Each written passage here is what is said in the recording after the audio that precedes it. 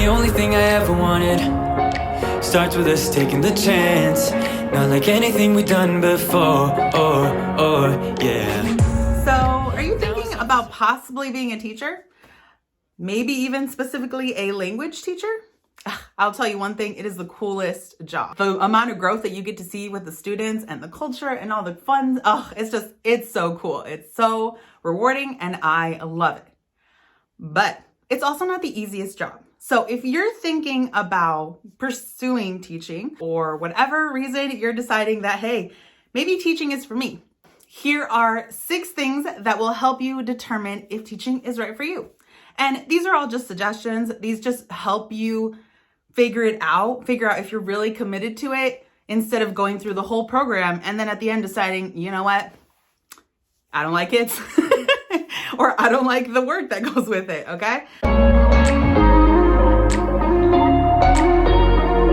So here's the first thing. Number 1, observe, okay? And right now, honestly, during COVID time is the time to do it because you could probably observe a class without leaving your bedroom. So reach out to any teachers that you know and see if they'll share their classroom link with you or schedule a time to observe their class and join their class. Maybe you're watching this post-COVID when everything is back to normal, right? Everyone is back to school full time and in class, and this would be a great opportunity for you to go into the classroom and see how it's done.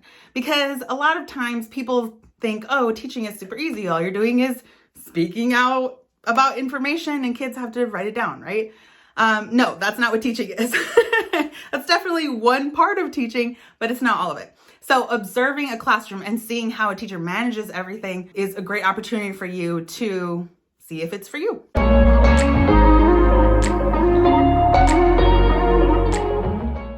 Number 2 is join or work with different ages of students. Maybe at the very beginning, you're like, oh, you know what? Those little kids are adorable.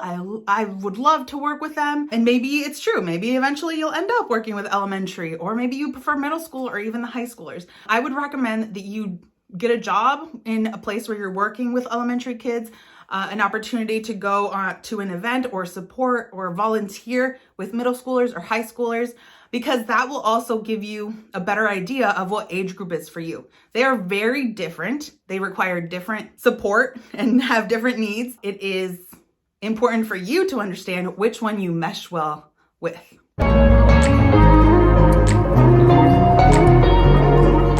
If you're someone who you're like, man, yeah, I want to be a Spanish teacher because they are amazing. My Spanish teacher was thebomb.com. And so I want to be like that too. If you're thinking about being a language teacher, then this is a very important question for you to think about and really, really reflect on. Are you good at teaching a language? Can you actually teach the language?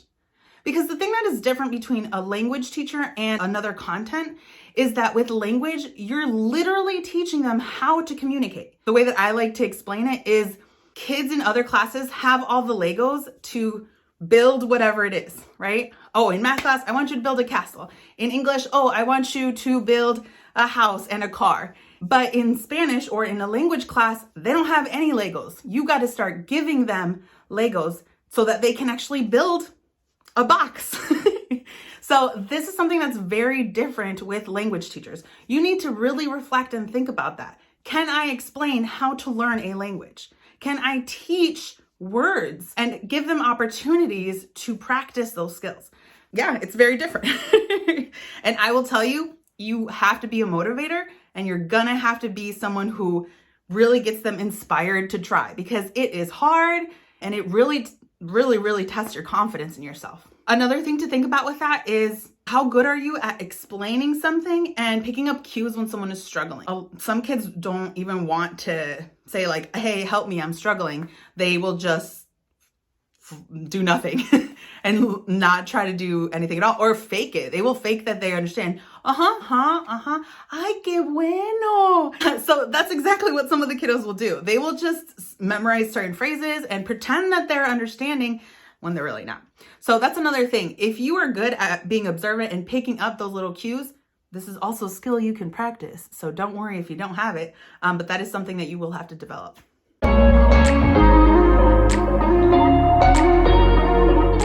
If this is your second language and you're going to teach it, dude, I love that. Okay, first of all, you know how hard it was to learn another language, so you can relate with the students. That is beautiful, okay? If you're a native speaker, yes, you can bring in your culture, but this is something that's really hard, okay? I really struggled with the grammar at the beginning because I was like, bro, I just speak it. I don't know how to explain it. So I've had to learn a lot about that. If you are a language learner, how confident are you in your skills? Because that's another thing. You will definitely get parents and students that push back on your skills. And you have to be confident enough to say, you know what, I know this, and this is why I am the one best suited to teach you here. You got to have that confidence. You know, language teachers are super extra, and that's why.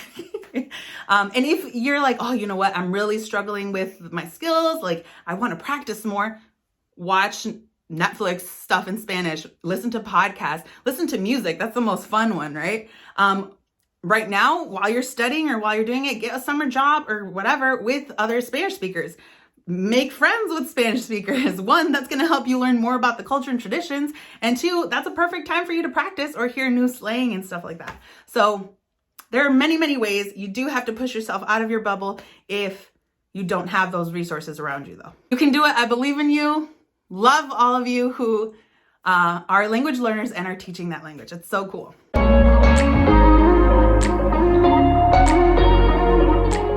Okay, number 5 is look at the pay in your district. So wherever it is that you're imagining that you're like, man, I want to be a teacher at this specific district. Okay, well, that's great. But then what you need to do is look at the pay ladder around that area. A joke around Teachergram is that we do it for the money and the fame. LOL, not. The first year that I was teaching, I made like $900 bi-weekly. So y'all, that was a struggle. I would recommend looking around your district, seeing how much are you going to get paid? In public schools, that's usually available. Again, if you're connecting with a teacher who you went to observe or whatever, or volunteer with, this would be a great resource for you to get so you can figure out which area is going to work for me best. If you start working on your master's, you get paid more. Every year that you work there, you get paid more. So depending on where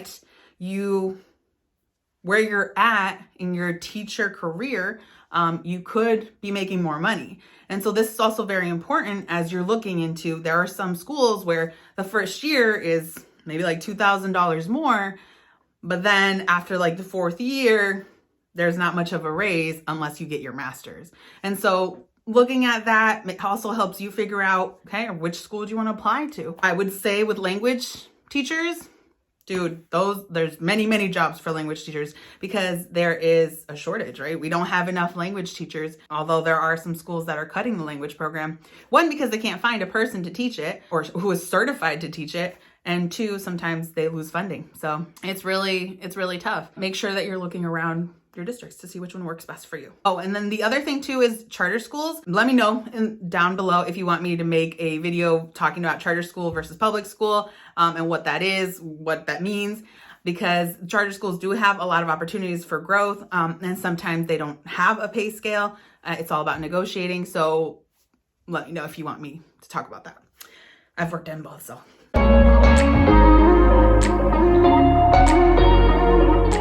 Cosa número 6, all right, is you need to know your why. This is something that on your hardest day, this will remind you why you want to go into teaching. My why is that I love learning. I love how a student's like light bulb turns on once they get something. I love learning. And so that passion of learning is what I like to share with my kiddos. Gets me every time.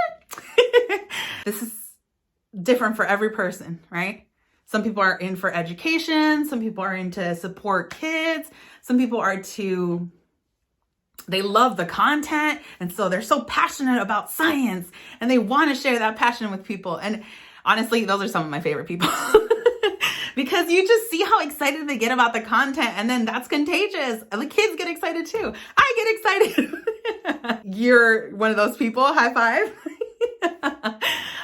But if not, that's fine too. Like, you need to think about why. Why do you want to go into teaching?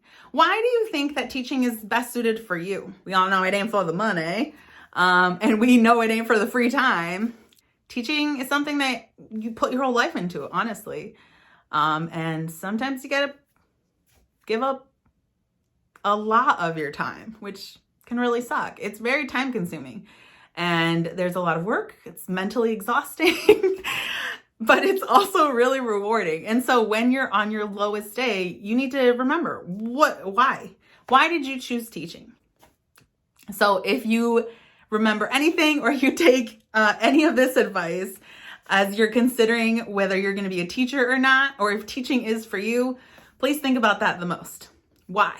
Why do you want to teach? Why is this something that will fill your heart, fill your cup? All right. If you love it, don't forget to hit like.